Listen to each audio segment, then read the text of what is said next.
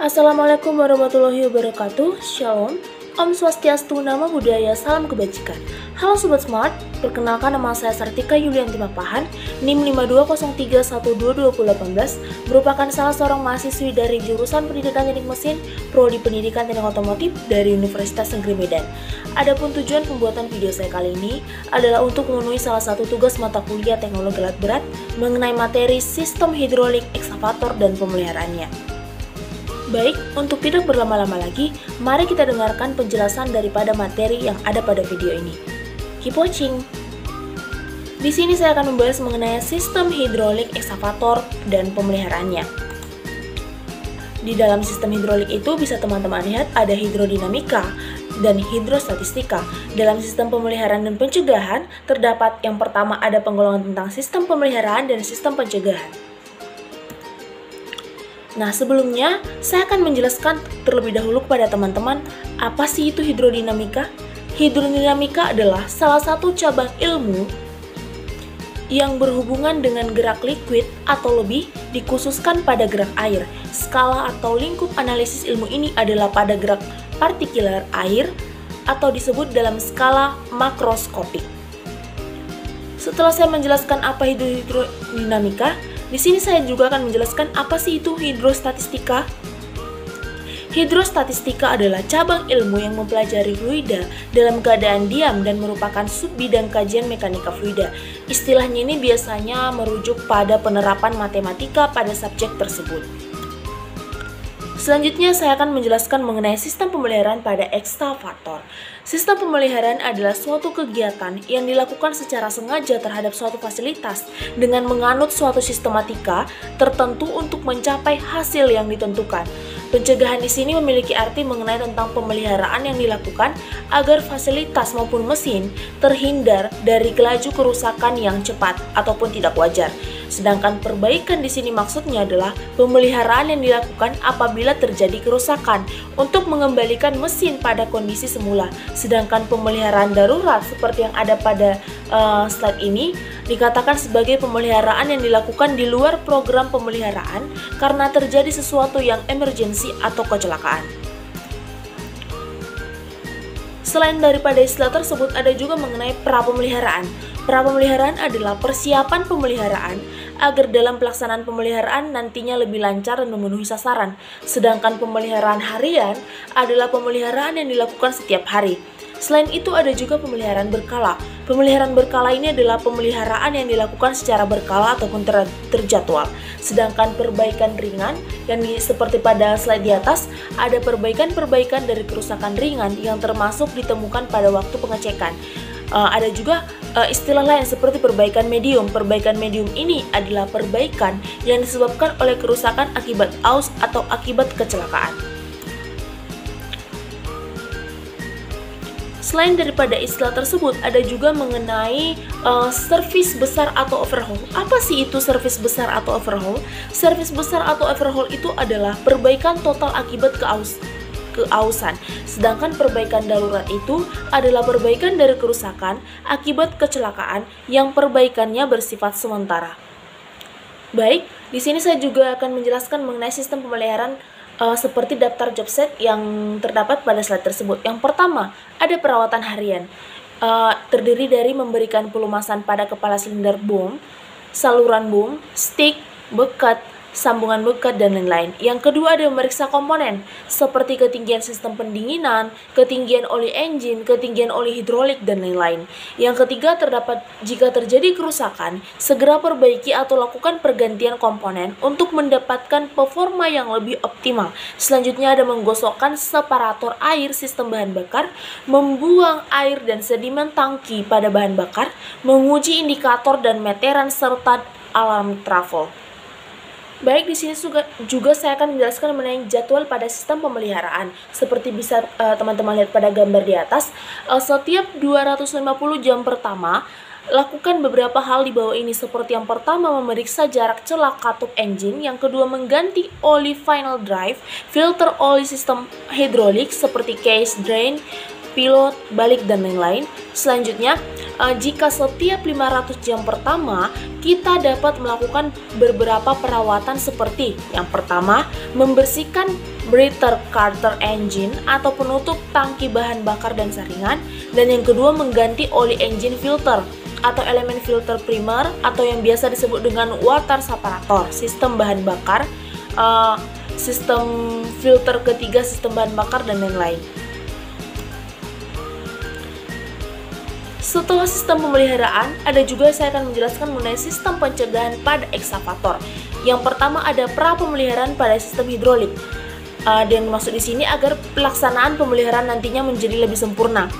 Adapun terkait yang perlu dilakukan, yang pertama instalasi pemimpaan sirkuit hidrolik yang memadai, yang kedua alat pemeliharaan memadai, yang ketiga alat-alat pengetesan, yang keempat alat penunjang, selanjutnya bahan pemeliharaan, selanjutnya gudang suku cadang dan oli, gudang barang bekas, perangkat administrasi pemeliharaan dan pergudangan.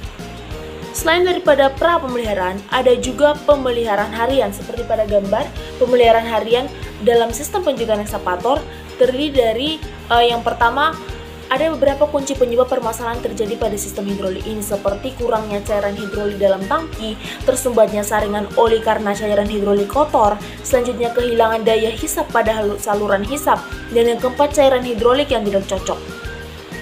Baik, selanjutnya masih tetap pada sistem pencegahan, ada pemeliharaan harian. Pencegahan seperti pemeliharaan tersebut dapat diatasi atau dicegah dengan memahami sistem dan pemeliharaan yang sempurna. Ialah pemeliharaan yang pelaksanaannya sistematis, taat asas, dan berkecimpungan. Pembahasan selanjutnya mengenai pengecekan sistem sebelum operasi. Pengecekan sistem sebelum operasi ini terdiri dari yang pertama, pemeriksaan tangki hidrolik dan oli ataupun level oli. Bisa dilakukan dengan pemeriksaan kondisi oli berbusa atau tidak. Yang kedua, deteksi warna dan kualitas oli. Yang ketiga, ada pemeriksaan saringan oli ataupun filter. Yang kedua, ada pengecekan sistem sebelum operasi. Ada pun langkah-langkahnya: pemeriksaan pendinginan saluran dan konektor. Periksalah saluran oli maupun konduktor dan konektornya barangkali terjadi hal-hal seperti yang pertama, bocoran oli pada saluran tekan, yang kedua bocoran udara, dan yang ketiga ada pipa atau selang peok.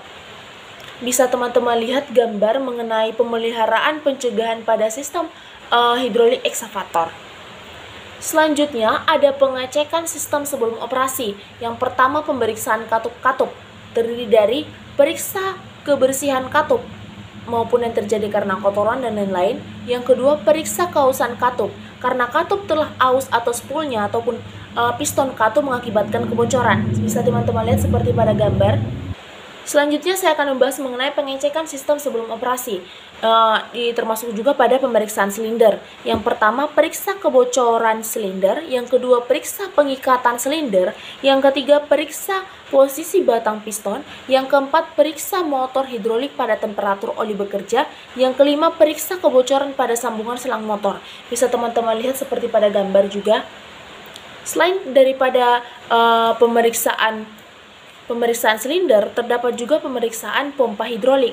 Yang pertama, bisa teman-teman lakukan pemeriksaan sambungan antara selang saluran tekan dengan ulir penutup pompa. Yang kedua, kebocoran sambungan pompa dengan konektor dan konduktor. Yang ketiga, ada pompa hidrolik dalam keadaan jalan atau tekanan kerja yang cukup atau tidak ada bocoran.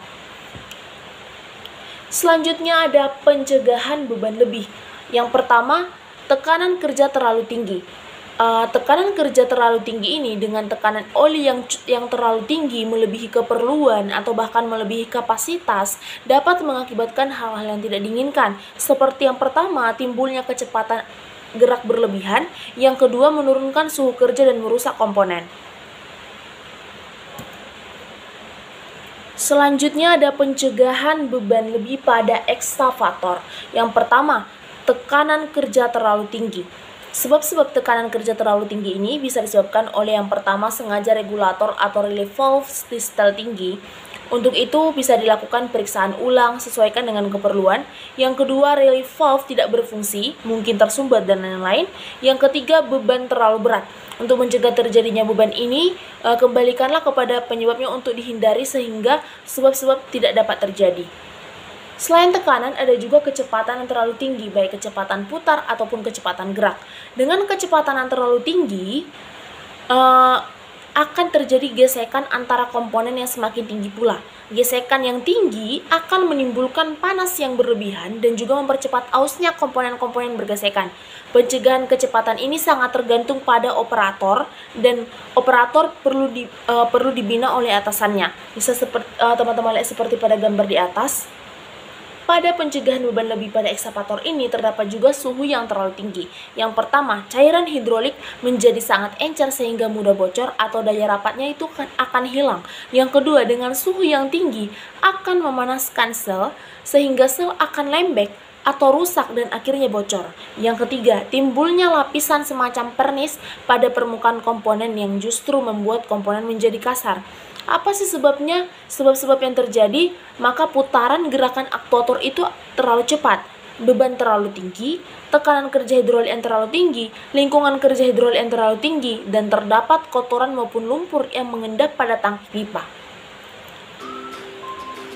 Baik, selanjutnya masuk pada pelumas pada ekskavator. Yang pertama, yang perlu kita lakukan adalah menjaga kebersihan. Jauhkan lingkungan kotor yang membuat sistem kerja itu yang kedua, jauhkan dari segala hal-hal yang memungkinkan pelumas itu dapat terkontaminasi oleh zat lain. Selanjutnya masuk pada pemeliharaan berkala pada ekskavator. Yang pertama, periode kegiatan. Bisa dilakukan dengan mingguan, yaitu dengan melakukan pemeriksaan level oli, periksa filter, periksa katup-katup terdapat pada segala kotoran. Yang kedua, bisa dilakukan juga dengan bulanan atau sekali 6 bulan. Pemeriksaan kondisi konektor dan konduktor, pemeriksaan sambungan dengan sel, pemeriksaan saluran katup, penyetelan dan pemeriksaan komponen yang pemeriksaan sel. Selanjutnya, selain daripada mingguan, bulanan, tentu ada tahunan.